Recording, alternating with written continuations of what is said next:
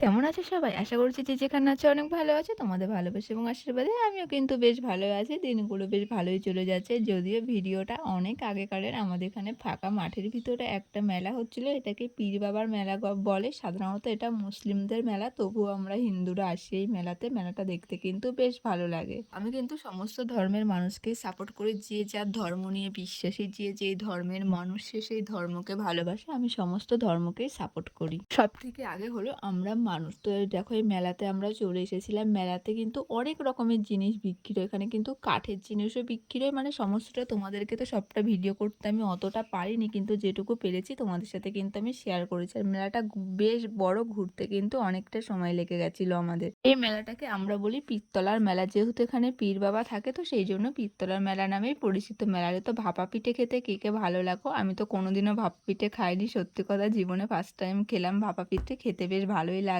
তো মা একটু ভিডিও করে দিচ্ছিল, তাই তোমাদের সাথে শেয়ার করে দিলাম। আর আমাকে কেমন লাগছে সেটা কিন্তু জানাতে একদমই ভুলো না। আর এই টেডিগুলো দেখতে বেশ ভালো লাগছিল। এই টেডিগুলো কিন্তু 100 টাকা পিস বিক্রি হচ্ছিল। আমি মাকে বললাম কিনে দাও। মা বলল তুই কি বাচ্চা নাকি, তোকে কিনে দেবো, তবে ইচ্ছা আছে কেনার, জানি না কবে কিনতে পারো। চলো টাটা, বাই বাই।